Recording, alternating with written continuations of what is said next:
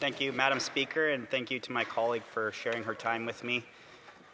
Madam Speaker, Canadians have now had time to absorb this budget, and a common theme from everyday Albertans in my riding of Edmonton Northwest is that the budget fails to address the #1 concern of Canadians today, affordability. The government touts this budget as a generational budget, but all the future generations of Canada, the young people of this country, all they see is ever-increasing challenges ahead to live their lives. For the first time in a long time, Canadian young people are saying that they expect life to be worse than their parents' generation. Housing is out of reach. I hear directly from young people in my own riding who want to start a family and own a home who do not see a path to achieving that dream. Food costs caused by inflationary spending and government taxes are making getting basic meals a challenge. There are record lineups at food banks. Canadians are not imagining these things, as the government likes to say. Education is increasingly expensive and spots are less available. Wages are stagnant and the cost of living rises faster and faster than any of the paychecks that they receive. The urgency of their reality is not reflected in the priorities of this budget. On top of this, the Prime Minister has asked young Canadians directly to sacrifice even more. This budget talks about long-term housing supply, but fails to address the crushing affordability crisis of youth today. Youth, like all Canadians, are looking for leadership. And the leadership they are looking for is systematic, not the same old strategy of the last decade, where the government is attempting to be again the economic driver of Canada, while systematically undermining the economy. It is the same failed approach the government takes when it comes to our resource sector. When we see in the budget a focus on major projects, which is good, but we do not see the systematic leadership to unleash the true potential of our resource sector. A vague line exists in the budget about the oil and gas cap, but this is only if carbon capture is a part of the equation, which would cost Canadians billions of dollars. The industrial carbon price is still in place, the tanker ban is still in place, C-69 is still in place, and all things that tell investors that Alberta, in particular, is not a priority to Canada. The government still very much controls the system, effectively saying to the market, we know very much our own rules are ineffective and prohibitive, but if you lobby us, the government, and our subsidies, we will determine if you are a winner or a loser. There are indications out there that the federal government intends to sign an MOU with the province of Alberta. While we were told things would be getting done at record speeds, MOUs do not get shovels into the ground. MOUs are non-binding. Legislative systematic changes are. Alberta is the natural resource engine of Canada, and this budget only vaguely strings Albertans along continuously on the path of more federal government control over our potential as a province to help our whole country. Albertans have proven for decades that their entrepreneurship, in particular the oil and gas industry, has been a catalyst for helping the whole of the country, from Newfoundland to BC to the north of heating homes with diesel from our oil and gas fields.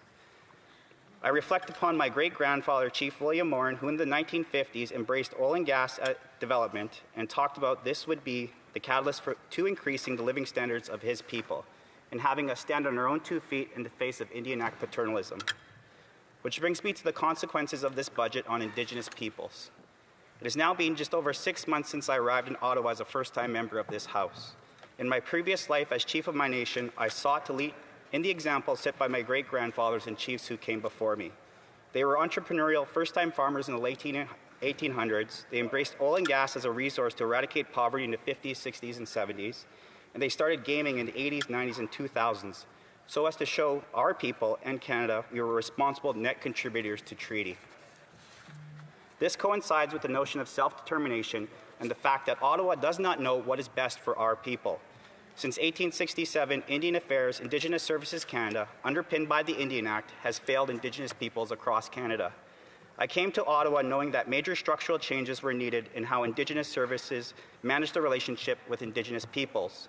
Now more than ever, I know that to be true, that significant structural changes are needed. I was fortunate to lead my community on this new journey in the era of reconciliation, even doing some good things with the government along the way. But I was only able to do so by the foundation of self-determination set by my chiefs who came before me, who sought effective win-win partnerships with Canada and Canadians by coming to the table with our own source revenue. But too many First Nations, Métis, and Inuit, for too many of them, this is not the case.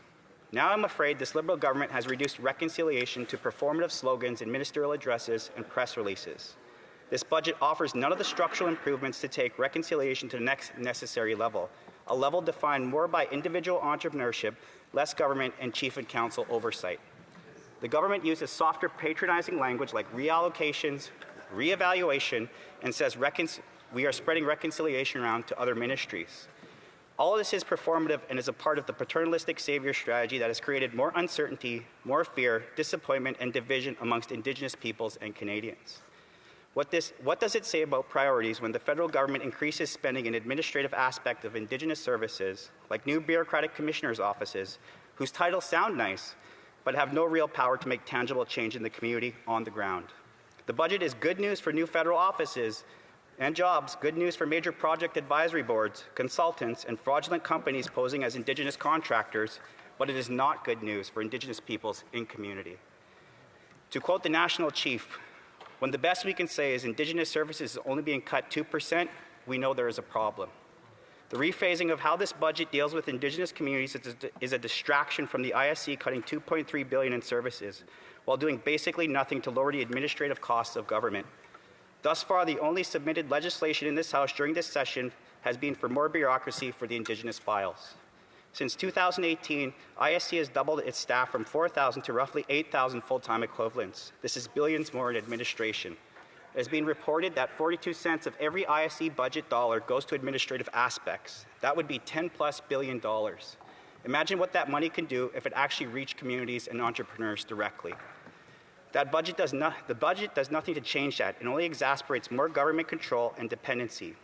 There are zeros in this budget on the table titled Reconciliation after this year. There is no dedicated chapter to Indigenous spending like years past. This will only make navigating bureaucracy even worse, leaving behind vulnerable First Nations, Métis, and Inuit communities who lack capacity. Is this all by design, Madam Speaker? The Finance Minister said in his speech when referring to Indigenous peoples of this country, we do not build just for ourselves, we build for those who will follow us. We build for those who will follow us. Well, are Indigenous nations to interpret that as it's a government's way or the highway? When it comes to critical infrastructure and housing? When it comes to this tactic of philosophy, are they using it in C5 as well? In the next sentence, he has the audacity to say, I am often reminded of the 7 generations principle rooted in Indigenous teachings, a reminder that every decision we take must consider its impact on future generations. Well, with zeros on the chart for reconciliation beyond this year, cuts, more dependency on government, and an $80 billion deficit, the Finance Minister shows again he is all about virtue signaling Indigenous people and Canadians and only cares about adding 7 generations worth of debt to all of Canada. As Conservatives, we recognize the importance of self-determination, not dependency. We believe Indigenous communities are fully capable of managing their own services, driving their own economies, and protecting their own lands. We needed more promotion of healing and recovery in the face of addiction for Indigenous communities. That is a federal jurisdiction for them, not a provincial one. We needed Liberals to keep their commitment to making policing essential, not walk it back, as was indicated by the Public Safety Minister 2 weeks ago. How are Indigenous people to be able to meaningfully participate in the economy when they are in constant crisis when it comes to safety, crime, addiction, and poverty? The Prime Minister says we are in a trade crisis as a country, while Indigenous communities have been in crises for decades. This budget does nothing to change that. We needed to set the table for entrepreneurship in this budget. Instead, there is no timeline for changing the broken federal Indigenous procurement program that highlights fraud, ripping off Indigenous peoples and Canadians alike. What we needed was not for more federal government. We needed the federal government to commit to structural change and to get out of the way. Thank you, Madam Speaker.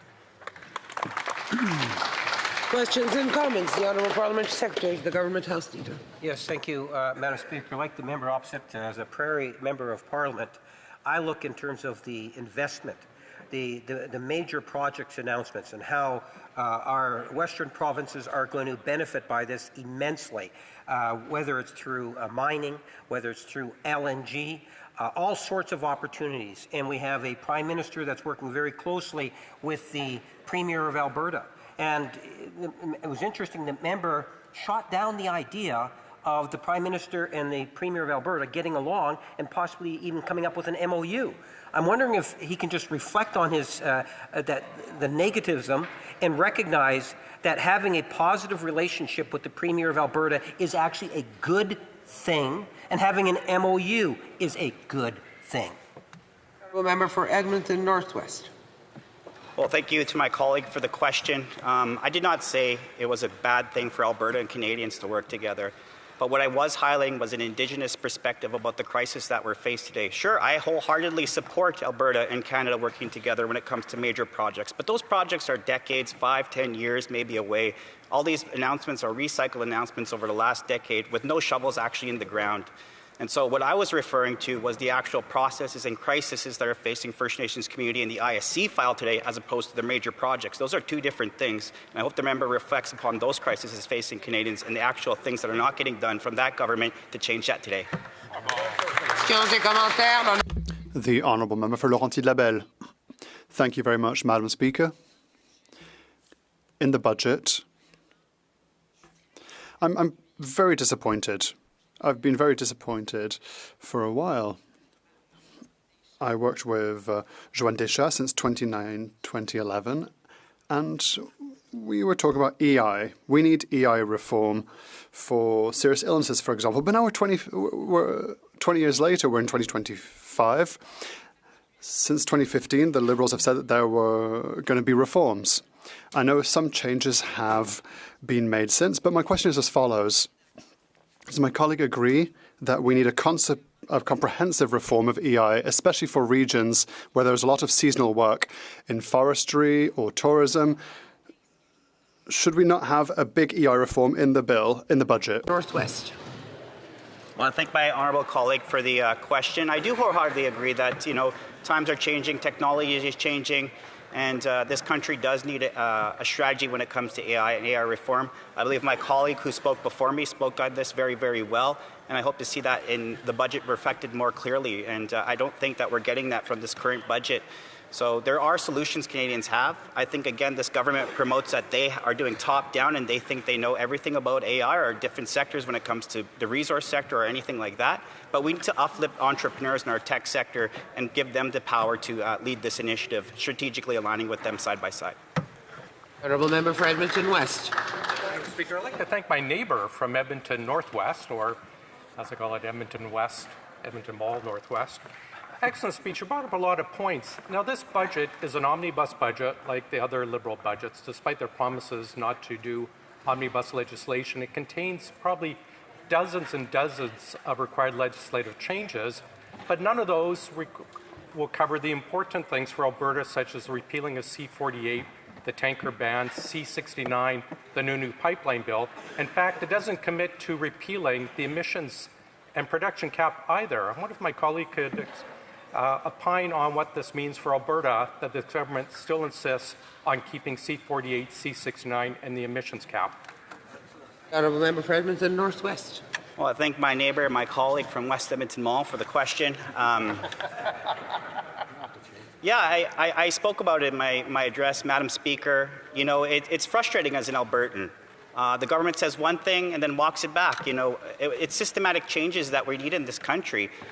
It's not C5 being used as a weapon to pick winners and losers. It's to unite this country, and yet we've seen no projects coming out of Alberta thus far. The Prime Minister is from Alberta. Maybe we're going to see an MOU in the next couple of days, but that's still not going to change the fact that legislation still exists to block our resources. Resources that go to protect this whole country, from Newfoundland to BC to heat homes in the remote north. And again, Albertans just feel like they're getting left behind. So when they really say Canada strong and Canada unity, I really question the motives behind that.